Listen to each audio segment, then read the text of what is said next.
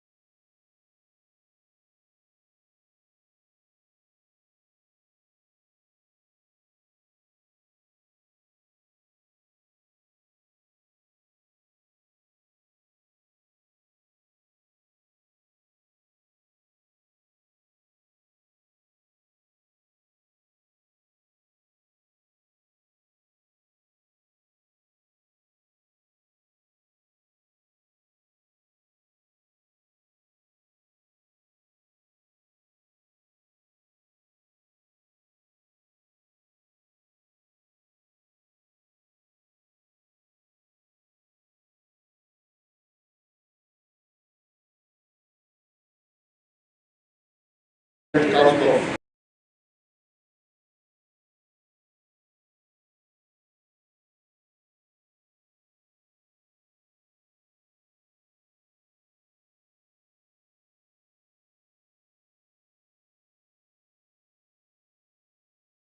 River State. I welcome you all to the new paradigm shift in security architecture of the state. We are all confronted with daily security challenges.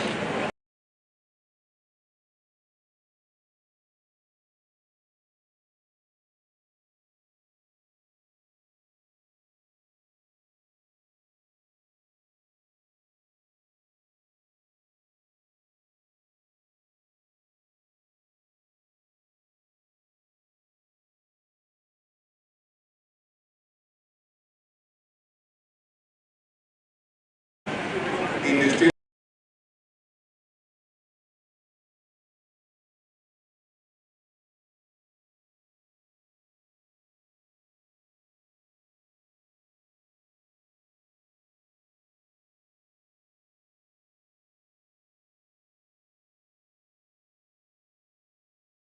and the country.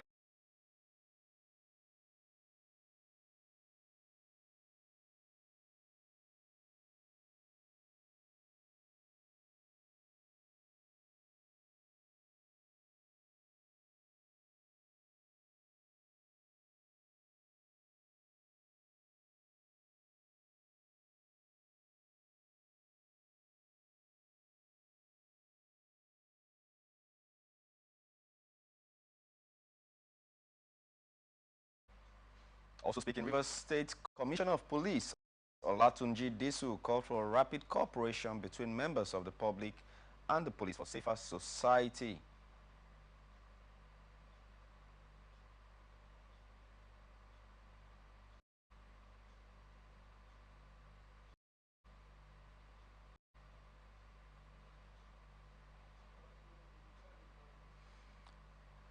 Earlier, the council chairman, Dr. Chidi Lloyd, promised more projects in the government area, adding that his administration will continue to serve the needs of the people, including education, security, agro-infrastructure, and manpower development.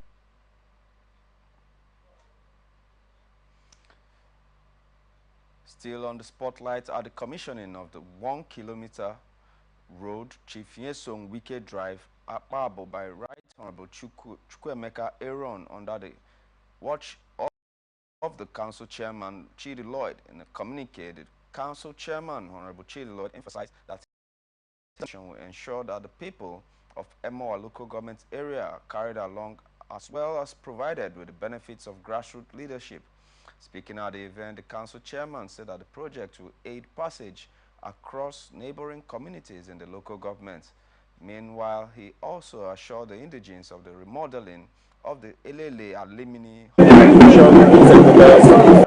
for quest for adequate attention.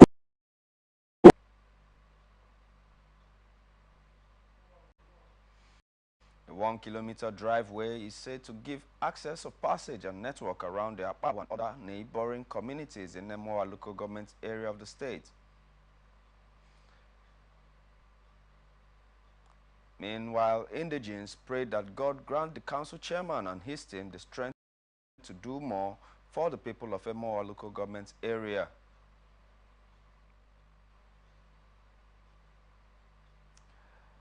And still on the countdown of events and activities marking the phase 3 of the commissioning of infrastructural projects executed across Emoa local government area of Rivers State by the administration.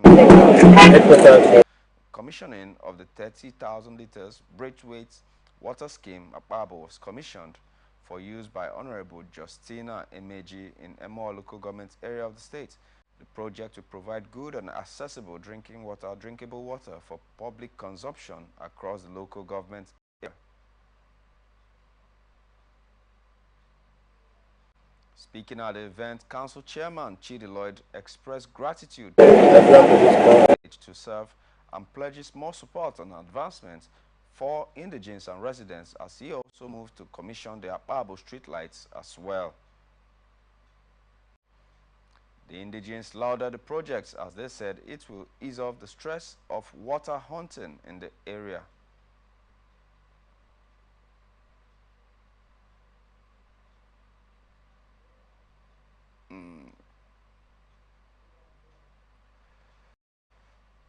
The Joint Military Task Force operation. Two illegal oil bunkering sites in Samkiri, a settlement in River State. The task force also found refining camps operating in the area. Some illegal refining sites Ataba, New Rear Admiral John Otueke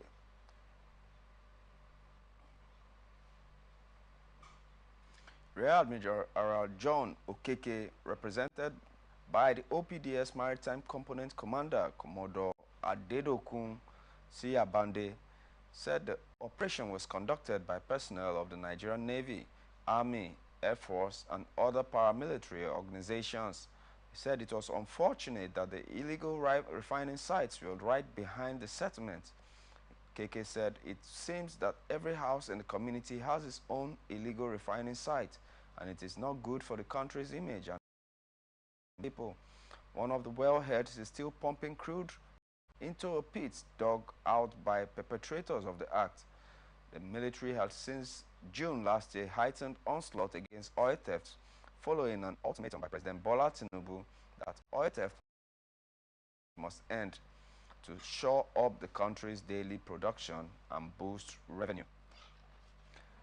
There's still more news, but don't forget you can connect with us and watch us on ATN socials, on Facebook and YouTube, Atlantic Television Network, on Instagram and TikTok, Atlantic TV Network 1, and on Twitter you have Atlantic TV Net, and watch us live on our website, atlanticnetwork.tv. And on to other stories. The Edo State High Court in Benin City, presided over by Justice Efe Iponwamba, has found 5 internet fraudsters guilty and sentenced them to different prison. A statement made available to press on Wednesday said that the convicts are Jacob Sunday, Olarewaju Adewale, Emmanuel Tomiwa Ajayi, Adewale Elufadejin Festus, Sheyin Olumeku Sunday, noting that Adewale had earlier been jailed on March 5th, while Ajayi Festus and Olumeku had been on February 28th.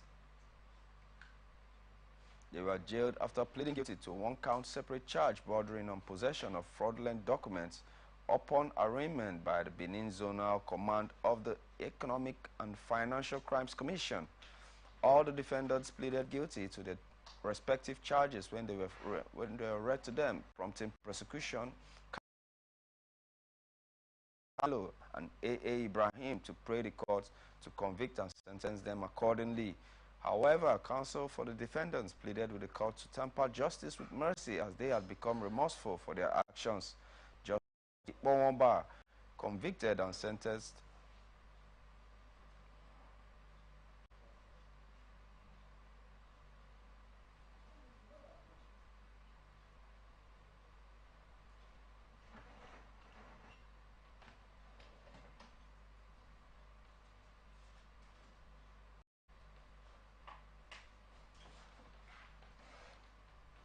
Sunday Adewale, Olumeku, and Festus to 3 years imprisonment or a fine of 100,000 naira each, while Ajayi bagged 3 years imprisonment or a fine of 200,000 naira. The judge ordered the convicts should forfeit their phones and balances in their various bank accounts, being proceeds of crime, to the federal government of Nigeria. All convicts are to undertake in writing to be of good behavior afterwards. The convicts' road to the correctional center began following their arrest by operatives of the Benin Zonal Command of the Commission, intelligence regarding their involvement in fraudulent activities. Management of geometric power plants, Aba, Abia State, has cleared the air over the controversy surrounding Abia State government's alleged 5% equity stake in the project. Spokesperson of Aba Power Limited, Mr. Chijioke Obodo, in a statement, said the Abia State government has 3.5% equity in the $800 million power plant. Obodo spoke against the background of the controversy between aides of the former governor Okeze Ekpazo and the incumbent governor Alex Oti over the actual equity stake of the state government in the project, contradicting the earlier statement of no equity for Abia state government in the plant. Recall that the immediate past Commissioner of Trade and Investment, Chief John Okiyi Kalo, had claimed in a statement that Ikpazo's administration invested 5% equity in the project. Governor Oti's media advisor, Mr. Ferdinand Ekeoma, had said that the incumbent governor had no evidence before him to authenticate the claims. He had said, at this point, we do not have any documents or any information. Of course, the former governor did not submit any documents to us upon which we would base whatever comments we were going to make. So as long as we do not have any documents, what it implies is that to the best of our knowledge, such does not exist. We have heard from the spokesperson of the former government who claimed that there was an agreement. Of course, we have been told that the state invested $5 million in Geometric, which gave the state 5% equity in the project.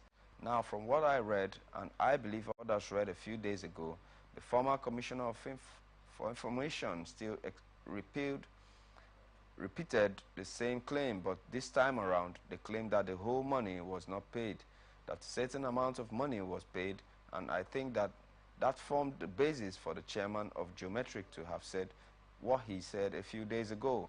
Because if there was an agreement, or maybe a verbal agreement to a certain amount of money will be invested and will give you the platform to have the said equity, and you did not fulfill your own side of the agreement, it will be assumed that it never happened. As a government, we will actually be happy to see that something was invested and that we are inheriting something from these people, that we have a stake. But I am saying that there is no document to prove it. And if you started a process with these people and you have refused to keep your own side of the bargain, you have given such people the opportunity to say nothing exists and you do not have any stake. So that is the situation. We wouldn't want anybody to say that we are trying to dismiss whatever claims the former government may be making. But we are saying we would need to have evidence.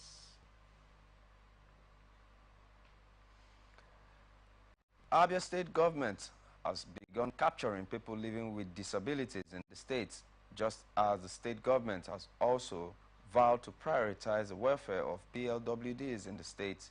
Speaking at the capturing exercise in Umuahia, the wife of the governor of Abia State, Mrs. Priscilla Oti, said the aim of the data collection is to have accurate data of people living with disabilities in the state, and at the same time embark on better plans for them so that nobody in the state is left behind.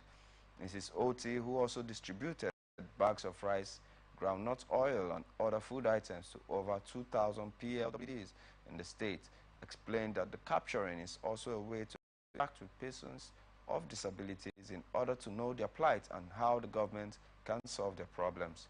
This is the beginning of good things to come to PLWDs in Abia State, because we will still use the data captured to include them in the scheme of things at the federal level.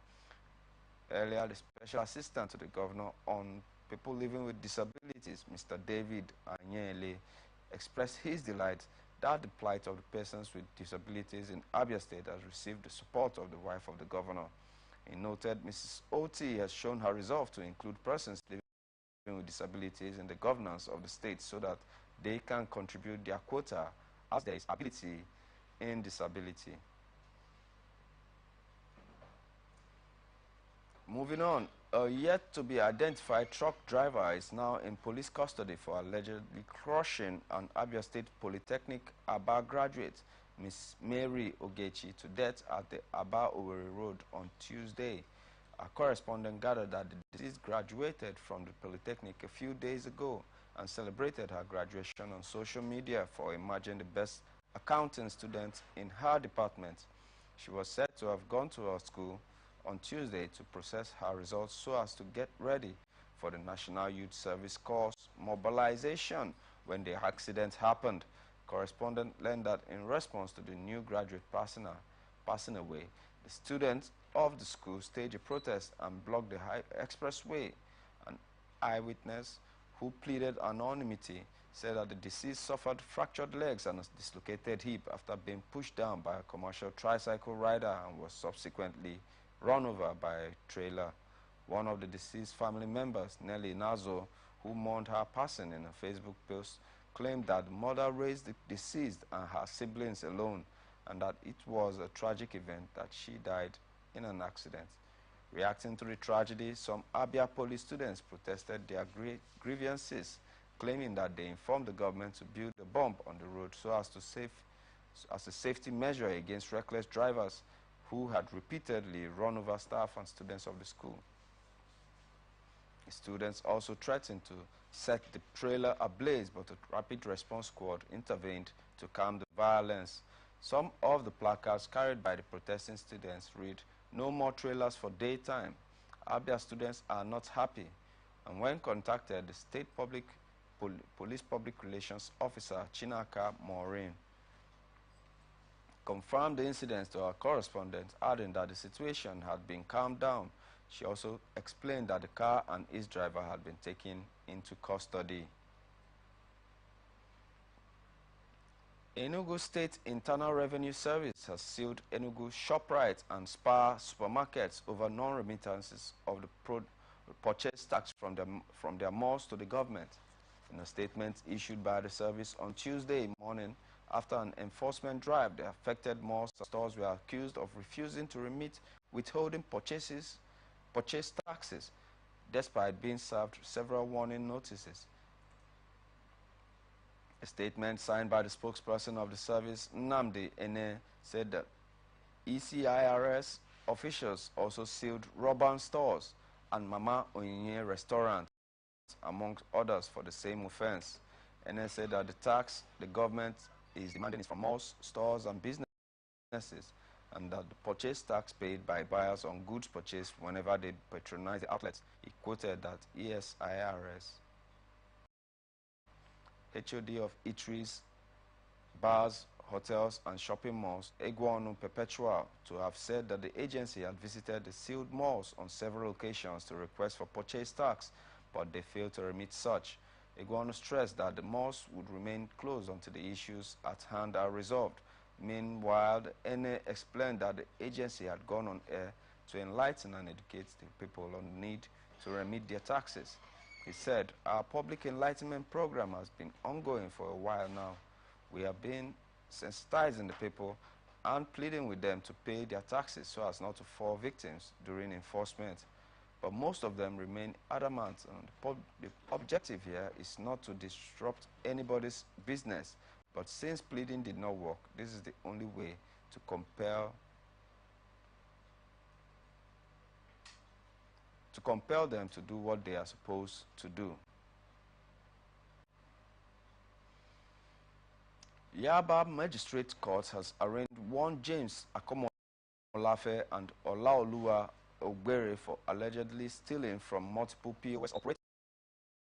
Defendants were arraigned before Magistrate Patrick Nwaka on 3 counts of stealing, conspiracy, and fraudulent acts preferred against them by the Lagos State Police Command. Press gathered that on February 9, 2024, the defendants went to My 12 Market, K2, under the pretense of checking the account balance of a POS stand belonging to one Mr. Jubril Danjuma. They distracted the attention of the operator, swapping the machines with their own, and left for an unknown location, stealing the sum of 662,000 naira from the account. Furthermore, it was discovered that the defendants had stolen multiple Money Point POS machines and had stolen about 1,022,000 naira from multiple Money Point POS machines and operators. The police were said to already be on the lookout for them. DSP Thomas Nuruddin told the court that Akomolafe and Ogbere committed the offenses between January and February 2024 at the My 12 Market, K2, Lagos, adding that the alleged offenses contravene Section 411, 314, subsection 3, and 287 of the Criminal Laws of Lagos State 2015. The defendants pleaded not guilty to the 3 counts preferred against them. Following the plea, the granted them the bail in the sum of 300,000 naira each and 3 sureties each.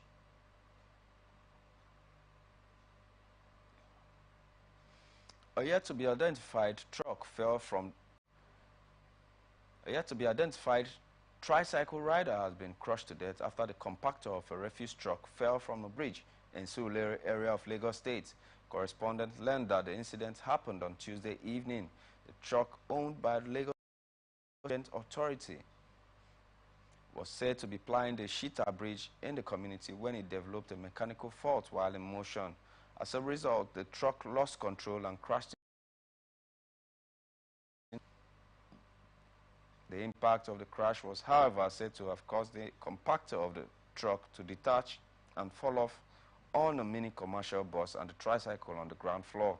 Our correspondent gathered that passengers numbering about 7 in the bus survived the crash, while the tricycle rider died on the spot. While confirming the incident, the Lagos State Emergency Management Agency said its response team arrived at the scene around 10:20 p.m. and after receiving a distress call. The permanent secretary of the agency, Olufemi Okeosanyi Tolu, in a statement on Wednesday said, it was observed that a Loma PSP compactor truck was involved in a multiple accident where it reportedly suffered mechanical error, lost control and crashed into a Kia Rio saloon car, registration number unknown, on Shita Bridge. Further information gathered at the incident scene was that the compactor thereafter crashed down the side of the bridge onto a 7-passenger minibus and a tricycle, killing the tricyclist instantly on an impact. The Lasema boss added that the remains of the deceased were recovered from the incident scene and taken to the infectious disease hospital, Yaba, for further processing. According to him, all 3 vehicles involved in the multiple accidents were moved to the Iponri police station, while the Loma PSP compactor truck was taken to the agency's yard at Ijora with the aid of its heavy-duty equipment at midnight. In attendance at the incident scene were the Lasema response team, Lasambos, Lasma, divisional police officer, and DPO of Surulere Police Office, and officers of the Nigerian Police Force of Iponri Police Command, he added. Zamfara state government has vowed to prosecute 10 suspects arrested by operatives over their alleged involvement in the killing of an Islamic scholar, Abubakar Mada, in Mada Town, Gusau local government area of Zamfara state. The spokesperson for the state governor, Suleiman Idris, disclosed this in a statement obtained by correspondents on Wednesday. According to Idris, the arrested suspects were members of the outlawed vigilante group who did not belong to the state's community protection guards, as speculated in the public. He noted that the killing of the monarch was an unfortunate incident which could have been prevented and that the government would ensure that justice was served on the matter. He added that while the CPG was established to protect the citizens, the residents of the state, it had responsibility to operate within the directives and guidance of authorized security operatives. Idris stated that the government needed to clarify the confusion that had trailed the identity of the arrested suspects over the killing of Mada. He continued that we want to inform the public that the Zamfara Community Protection Guards has a modus operandi which prevents them from engaging in an operation without the guidance of relevant security operatives. Based on the preliminary investigations conducted by the police, it has been discovered that one of the vigilantes who was arrested was a former student of the murdered sheikh. This information can help the authorities better understand the situation and take appropriate actions.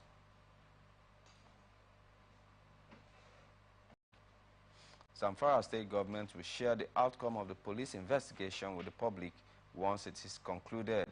During this trying time, we sympathize with Sheikh Abubakar Hassan Mada's family and the entire community. May his soul rest in peace. Troops have begun a search for 101 female internally displaced persons abducted on Sunday by suspected Boko Haram insurgents in the Gamboru, Ngala, and Dikwa local government areas of Borno State. This was as pressmen learned on Wednesday that the insurgents late Tuesday night invaded a newly built resettlement camp for IDPs, setting 30 houses ablaze. The abduction last Sunday was at Jilam and Wurga villages of Gamburu Ngala local government areas, while the houses raised down at Gajibo, Dikwa local government area on Tuesday. The Borno State Commissioner of Information and Internal Security, Professor, confirmed the Majibo incident, and we have displaced SEMA officials to the village to assess the situation before we can issue any reliable statements. Please let's wait for them to return and issue their report, Tar told the press on Wednesday. Official Buka Idris confirmed the Sunday abduction of the IDP to our correspondent. The insurgents' abduction of about 101 youngsters comprising 53 girls and 48 boys who strayed out of the IDP camp at Ngala to the outskirts of the two villages.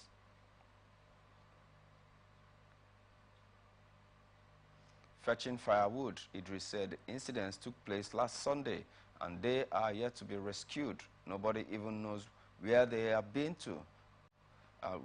taken to, he lamented. Reliable sources confirmed to correspondent that the insurgents stormed Gajibo village around 10:20 a.m. on Tuesday, shooting sporadically and setting ablaze about 30 newly constructed houses. Gajibo, about 110 kilometers from Maiduguri, was a stronghold of the insurgents at the peak of the terror. It was completely destroyed by the terrorists themselves. The entire village is under construction by the state government in an effort to resettle some of the over 60,000 IDPs now overpopulating Dikwa, the headquarters of the local government. Yeah, you're watching Government and Public Service Reports on Atlantic Television Network. We will be back after this very short break. Please stay tuned. From the line across the ocean to the land beyond the mountains, through the Sahara, we bring on sport news, live analysis, expert discussions on trending stories in politics, business, socio-economy, sports, and documentaries. So catch all the updates on the happenings around the globe. Stay focused on the fact today, only on ATN.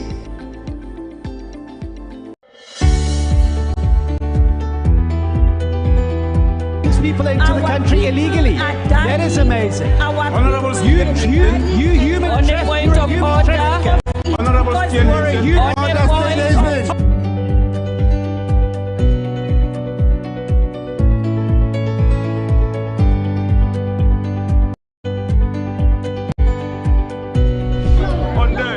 they are not picking our calls. So no agreement with the EU, but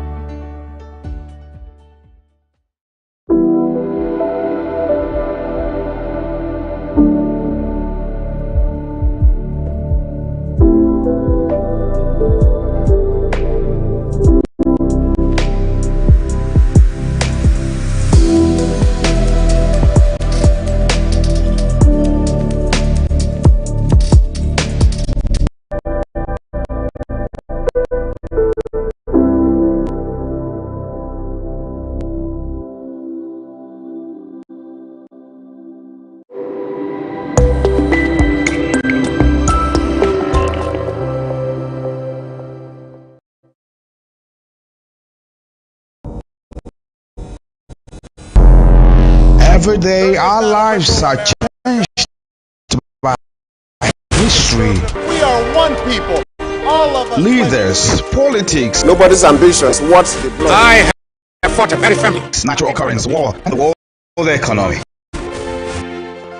I belong to everybody, and I belong to nobody. ATN covers it all on ATN Politics today.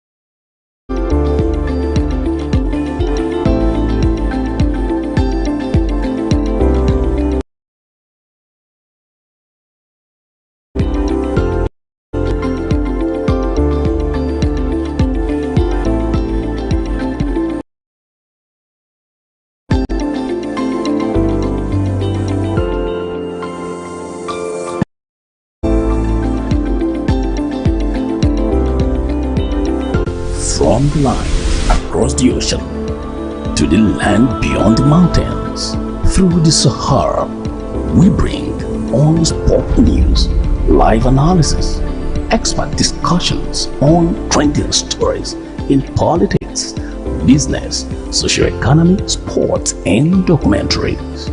So catch all the updates on the happenings around the globe. Stay focused on the fact today.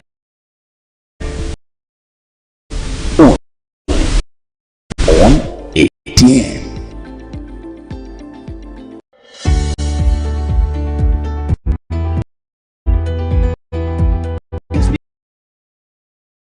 People into the country illegally.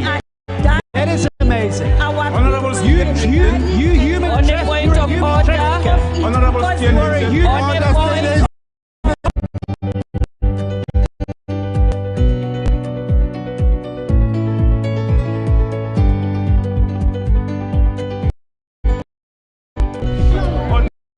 They are not picking up calls.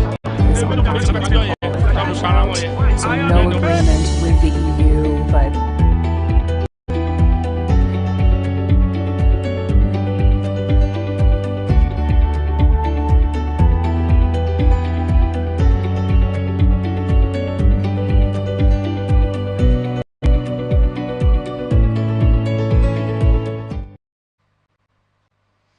Welcome back to Government and Public Service Reports, Atlantic Television Network, right here in the city of Port Harcourt. And now to the rest of our stories. The Minister of the Federal Capital Territory, Nyesom Wike, on Wednesday expressed displeasure over the movement of cattle within Abuja City. Wike assured worried residents of Abuja that the plans are on to put an end to the roaming of cattle within the city center. The minister gave the assurance in Abuja when he received in audience the Belgian ambassador to Nigeria, Daniel Bertrand. Wike said that he had initiated multifaceted discussions with different relevant critical stakeholders on the need to end the roaming of the cattle in the city. He also noted that fighting insecurity in FCT demands multifaceted approaches, which the administration was already adopting to defeat criminalities. He added that his administration had also intensified partnership drive sector transportation players in a bid to beef up security within the city. Earlier in his remarks, the ambassador Daniel Bertrand, who had raised concerns over the roaming of cattle on the streets of Abuja, expressed satisfaction learning that the minister had initiated a fight against the menace. Bertrand also expressed interest in getting investors from his country to partner with the FCTA in the development of the nation's capital. The Nigerian Senate has condemned in strong terms the recent attacks on Benue communities by terrorists. The upper chamber also called on the federal government and other authorities to put appropriate measures in place to forestall the recurrence of such an incident. Correspondent Rotimi Adeoye reports. Nigerians having been in the woods in times of economic downturn, security is another major worry in the minds of many. Many Nigerians cannot sleep with their two eyes closed. These situations in the minds of lawmakers formed part of the resolutions when the issue came up during plenary on Wednesday. The terror attack in Benue State again raised a fresh dust in the country, and the Senate became worried again about the worsening spate of insecurity in the country after Senator Emmanuel Odenge raised a point of order on the killings of over 50 people in Logo, Goma, and Katsina Ala areas of Benue State. Saddened that the residents of the villages and communities now find themselves targeted on a daily basis by heavily armed terrorists, and the toll continues to be staggering as they bear the brunt, with reports of marauders butchering several villages, leaving many homes completely burnt down and numerous residents still missing, while the perpetrators, however, remain elusive and have not been apprehended. Contributing to the debate, immediately past President of the Senate, Ahmed Lawal, declared that the security architecture in the country has collapsed, leaving us defenseless. Senator Lawal expressed concern that the huge budgetary allocation to defense, terrorists, bandits, and other criminal elements are still having upper hand. And of course, constitutional review is coming. I don't know what we can do better, but the security architecture in Nigeria today has failed woefully. And we have said this many times, even in the previous assemblies, that this thing is not working. And we have to find something that works. Deeply worried, Senator says killings and violent crimes must be halted urgently. After contributions from lawmakers, they unanimously urged the service chiefs, including the inspector, to deploy men to flush out criminal elements terrorized of Benue State. And also assure you that President Bola Ahmed Tinubu, though he has not stayed long in office, is very concerned and supportive of the armed forces. The Senate with him in conjunction with the House of Representatives. I believe that the resolutions that we come with will benefit the entire country. The Senate also urged the executive to invest in surveillance technology as a method to curb insecurity in Nigeria. Rotimi Adeoye, ATN News. This is to wrap it up on this edition of Government and Public Service Reports right here in the city of Port Harcourt on Atlantic Television Network. But you can stay connected with us on our ATN socials, Facebook and YouTube, Atlantic Television Network, Instagram and TikTok, Atlantic TV Network 1, on X, formerly Twitter, Atlantic Net, and watch us live on our website, atlanticnetwork.tv. Peace and unity as to progress. I am Raymond Ken Mbak.